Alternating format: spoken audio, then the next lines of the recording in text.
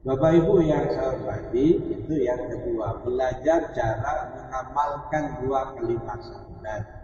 Yang ketiga, kita perlu belajar memahami isi dua kalimat syahadat. Asyhadu an la ilaha illallah itu syahadat tauhid. Asyhadu anna Muhammadar Rasulullah syahadat rasul. Kalau diterjemahkan, aku bersaksi tidak ada Tuhan selain Allah, aku bersaksi Muhammad utusan Allah. Itu mah alih bahasa dari Arab ke Indonesia. Jadi namanya alih bahasa, ya bisa saja dialihkan ke bahasa apapun, yang penting kita paham. Mau dialihkan ke bahasa Padang, bahasa Minang, boleh. Ya, ambo bersaksi tidak ada Tuhan selain Allah dah. Ambo bersaksi bahwa Muhammad utusan Allah. Ambo dialihkan ke bahasa Lampung, boleh. Ya, mana masalah? Bahasa Palembang silat, tapi itu alih bahasa, belum isi. Isinya mana? Aku bersaksi.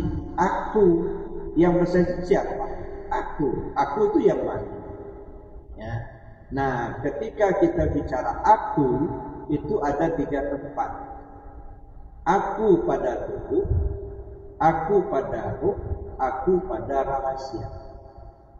Nah, aku bersaksi, yang bersaksi siapa? Nah, kalau bersaksi itu tubuh nggak pernah ketemu Allah, kok?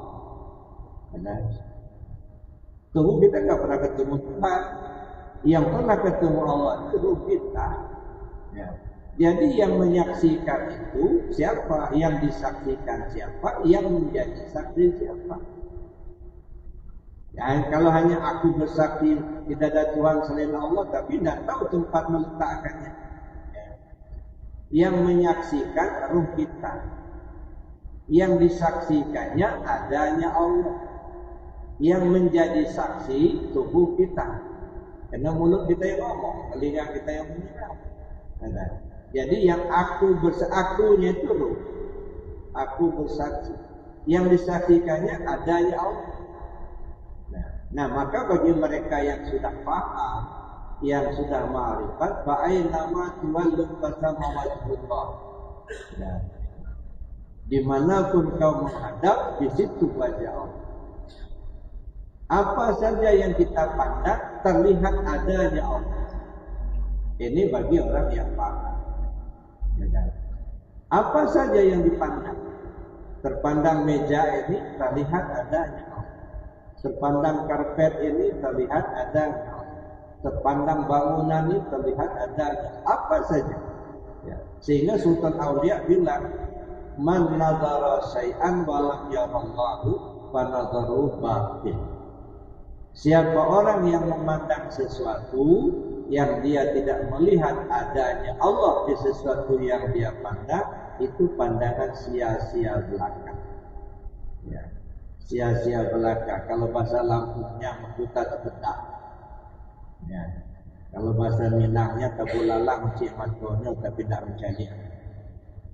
Itu batai ikan asin. Sejelas ini adanya Allah tak terlihat oleh kita. Bukan Allahnya yang ada, kitanya yang buta. Apa mau buta sepanjang masa kita? Apa mau sampai tua kita jadi orang buta? Ya. Man kana fi hadhi a'ma wa huwa fil akhirati a'ma wa adalla sabila. Siapa orang yang buta tentang Allah di dunia ini, di akhirat pun dia buta dan akan menempuh jalan sesat. Jadi kalau enggak kenal Allah sekarang, Pak, jangan harap kenal Allah di akhirat. Kalau enggak ketemu Allah sekarang, jangan harap ketemu Allah di akhirat. Kenapa? Karena Allah yang ngatur akhirat itu nanti, ya Allah yang ngatur dunia ini lah enggak ganti-ganti. Dan Allah itu bersifat baqa, kekal, enggak berubah-ubah. Jadi kalau sudah kenal sekarang, di sana pasti kenal. Enggak kenal sekarang, di sana enggak kenal. Nah, makanya sering saya sampaikan, yang namanya kembali ke Allah itu bukan mati. Kembali ke Allah itu ya sekarang ini. Sebelum ajal tiba, mati itu ajal.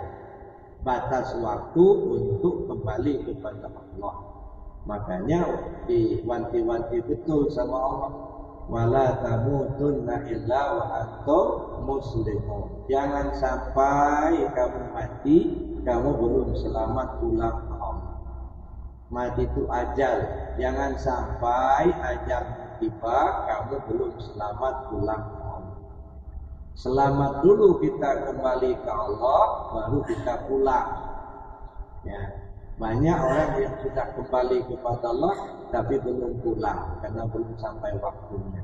Inna lillahi ibadan jasadu fil ardi wa ruhuhu ta'tal arsy. Allah punya banyak hamba yang jasadnya lagi di bumi tapi ruhnya sudah ke arsy. Nah itu maunya ini yang sudah kembali tapi belum pulang. Jadi Bapak Ibu yang saya hormati itu isi kita mencari isi dua kalimat syahadat. Mana isinya? Ya, asyhadu an la ilaha illallah, asyhadu anna Muhammadar Rasulullah. Isinya zat dan sifat. Zat namanya Allah, sifat namanya Muhammad. Ya, oleh karena itu perlu kita kaji lebih jauh, ya kan? Mengkajinya pakai ilmu tauhid. Ya, kalau di Arafah, ya kita gunakan sifat 20 untuk mengkaji diri kita, mengenal diri kita, mencari isi dua kalimat syahadat melalui kajian sifat 20.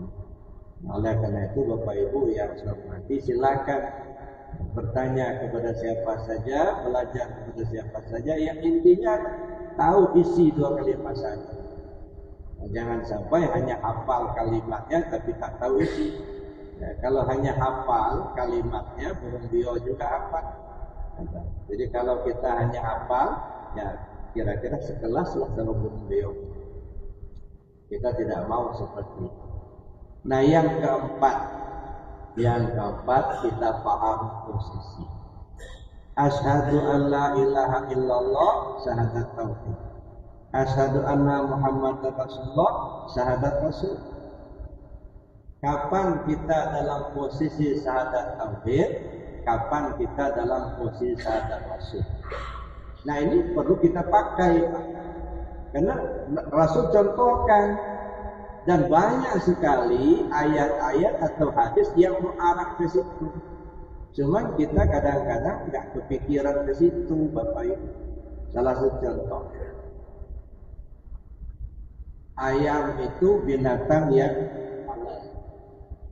Ya, ayam, kambing, sapi itu binatang yang halal. Tetapi kalau disembelih tidak dengan bismillah menjadi haram, ya kan Pak ya? Haram dimakan. Di mana letaknya halal dan haramnya binatang itu? Ya. Kok bisa binatang yang memang sudah ditetapkan halal oleh Allah, cuman kalau disembelih tidak dengan bismillah kok menjadi haram? Kenapa sih? Apanya yang membuat dia halal? Apa kalimat bismillahnya atau apanya? Nah, di kalangan orang-orang syariat, orang-orang fikih, tentu di kalimat. Makanya ketika nyembelih hewan itu bismillahirrahmanirrahim, berucap dia. Karena memang ruang lingkup syariat itu ucapan dan perbuatan. Jadi kalau kita bicara syariat itu tidak pernah lepas dari ucapan dan perbuatan. Ya, wajar kalau disebut bismillahirrahmanirrahim, ucapan. Tapi pertanyaannya, apakah dengan ucapan itu yang menyebabkan binatang itu halal? Saya kira tidak. Nah, kenapa tidak? Karena bukan persoalan kalimat. Bismillah dengan nama Allah. Binatang itu tidak pernah kita bikin, bukan kita yang bikin. Bukan kita pula yang menghidupkan. Yang membikinnya, yang membuatnya Allah, yang menghidupkannya Allah. Artinya binatang milik Allah, bukan milik kita. Apa urusan kita membunuhnya? Apa urusan kita membunuh binatang itu? Bukan punya kita kok. Kok kita yang membunuhnya? Makanya haram. Tapi dengan bismillah, dengan nama Allah, bukan nama kita. Dengan nama Allah ku sembelih hewan ini. Bismillah. dengan nama Allah baru halal. Nah, jadi kalau tidak dengan bismillah nggak halal. Apa urusan kita sama binatang itu? Ya, kita menjadikannya enggak, kita menghidupinya, tiba-tiba kita yang membunuh. Ya, makanya haram. Tapi dengan bismillah. Jadi bukan persoalan kalimat bismillah, tapi makna bismillah itu. Dengan nama Allah itu sah. Ya. Jadi Bapak Ibu yang sama, kita ambil contoh lagi. Ini masjid apa? Baitul Mu'min. Nah, Baitul Mu'min. Kita meresmikan pemakaian masjid Baitul Mu'min, mengundang Pak Gubernur. Ya. Lalu kemudian min 1, ya, Pak Gubernur panggil Pak Haji Yahya Ade. Pak Yahya, ya Pak, ini ada undangan peresmian masjid Baitul Mu'min di Bandar 5.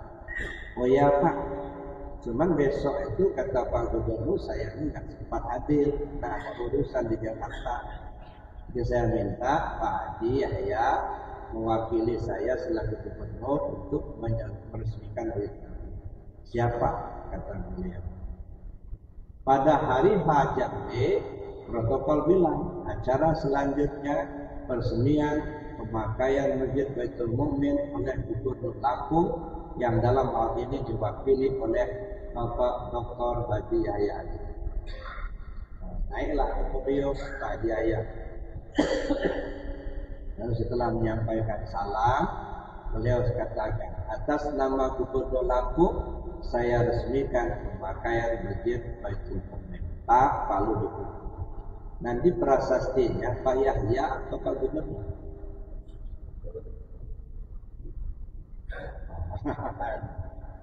Pak Gubernur, karena yang resminya Gubernur. Tapi Pak Yahya kan yang resmikan itu casingnya. Pada saat atas nama Gubernur itu Pak Gubernur itu. Casingnya aja yang Pak Yahya, isinya Gubernur. Makanya kalau orang tanya siapa yang meresmikan masjid Baitul Mu'min, Pak Gubernur, bukan Pak Yahya. Paham maksud saya? Ini yang saya katakan memahami posisi. Banyak yang tak paham posisi seperti itu. Seolah kita lah yang meresmikan, kita yang hebat, kita yang pintar. Masya Allah. Ini memahami posisi.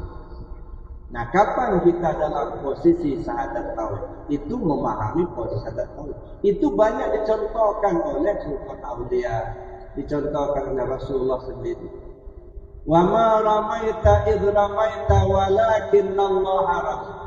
Bukan kau yang melempar pada saat kau melempar, tapi Allah yang melempar.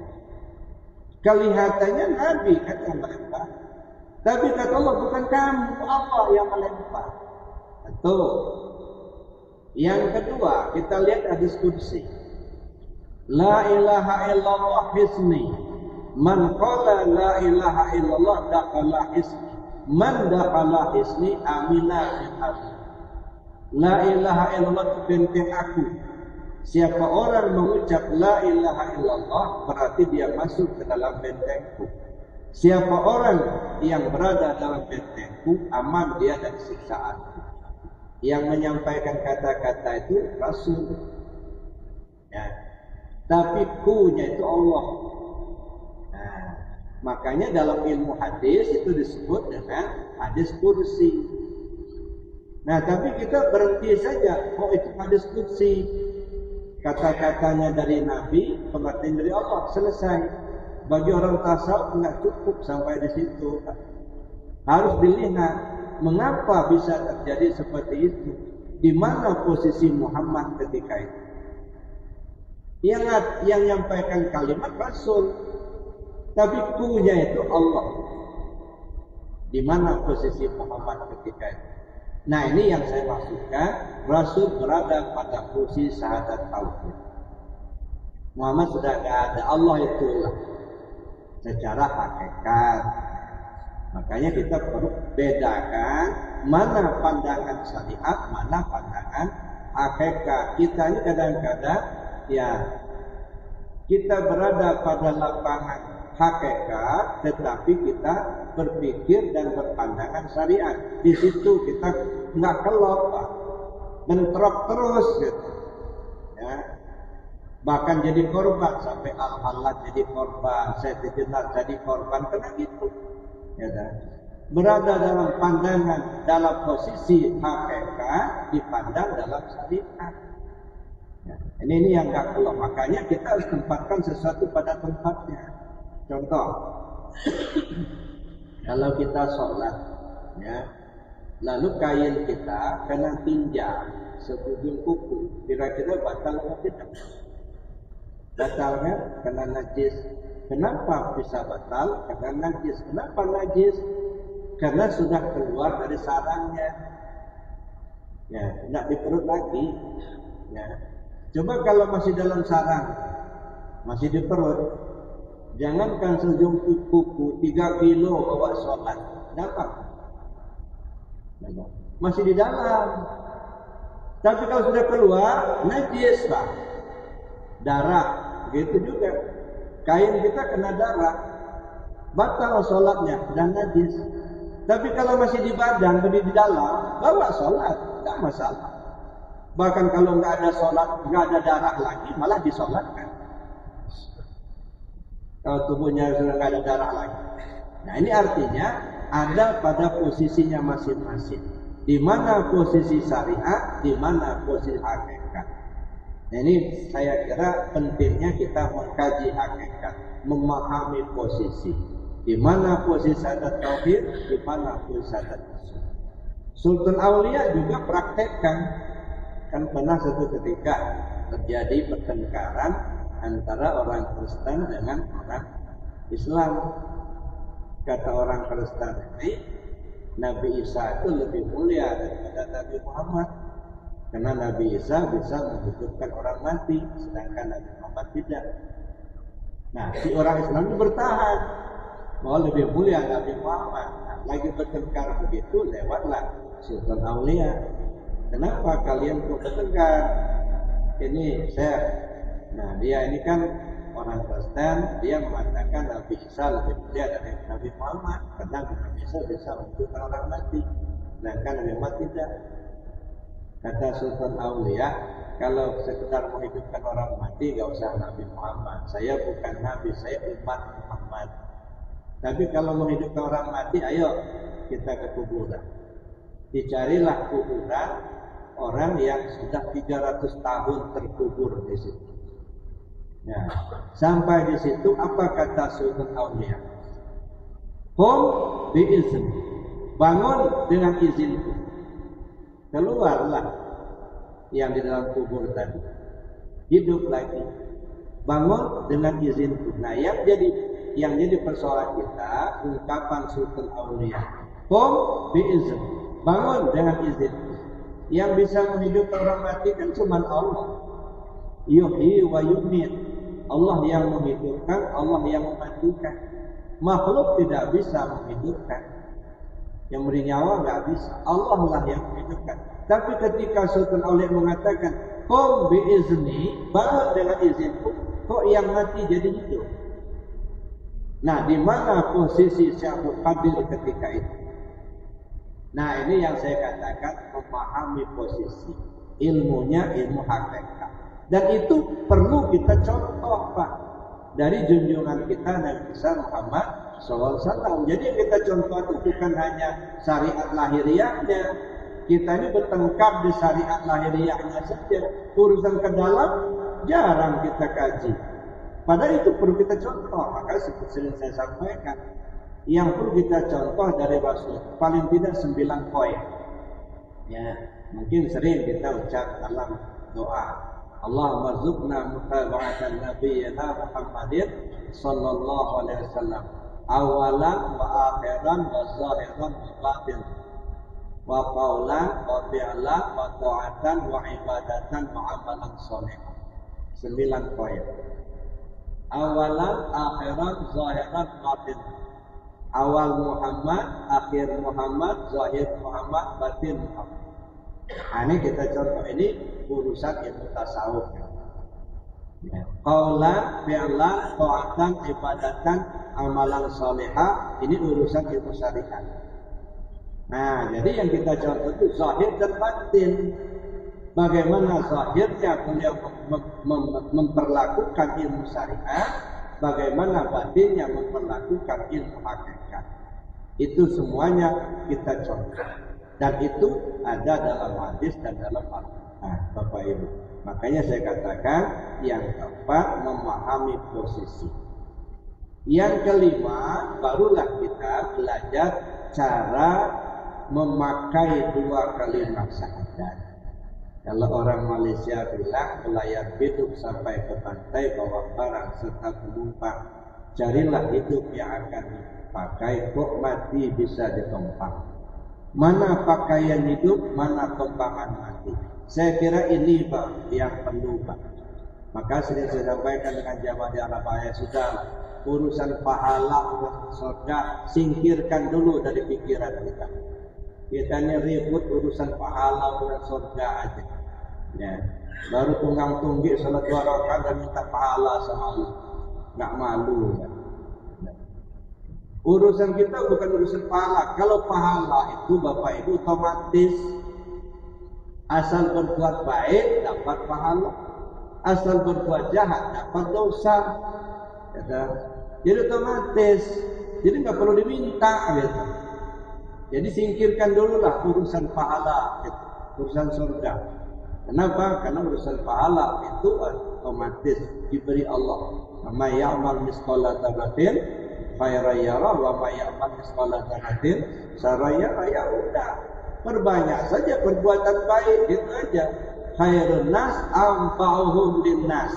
Sebaik-baik manusia yang banyak memberi manfaat buat orang lain, gitu aja. Perbanyaklah perbuatan baik, nggak usah hitung-hitung pahalanya. Ya. Dikasih Allah pahala terima, nggak dikasih surga. Gitu. Nah, kenapa? Karena tujuan kita ibadah bukan untuk pahala. Tujuan kita gimana kembalinya diri kita kepada Allah, itu aja tuh. Ya. Urusan surga serahkan sama Allah. Nggak bisa Pak, tunggang tunggik lah kita ibadah seumur hidup. Apa sudah jaminan dapat surga? Belum tentu Pak. Nggak bisa dibeli nggak, ya kan? Surga itu rahmat Allah, ya, kenikmatan nanti yang diberikan Allah. Jadi surga yang hakiki itu adalah kembalinya kita kepada Allah. Itu surga yang hakiki. Maka sekarang ini menurut saya, mari kita belajar dan memahami kajian ini untuk bisa kembali kita kepada Allah. Inna lillahi wa inna ilaihi raji'un. Jadi Bapak Ibu yang saya hormati, 5 tahapan dalam mengkaji 2 kalimat syahadat. Pertama, belajar cara mengucapkan, ilmunya ilmu syariat. Yang kedua, belajar cara mengamalkan, ilmunya ilmu tarekat. Yang ketiga, belajar memahami isi, ilmunya ilmu tauhid atau ilmu akidah. Yang keempat, belajar memahami posisi, ilmunya ilmu hakikat. Yang kelima, belajar cara memakai 2 kalimat syahadat, ilmunya ilmu ma'rifat. Nah, mudah-mudahan kita diberi petunjuk oleh Allah Subhanahu wa taala. Amin. Allahumma. Saya kira demikian Bapak Ibu yang dapat saya sampaikan.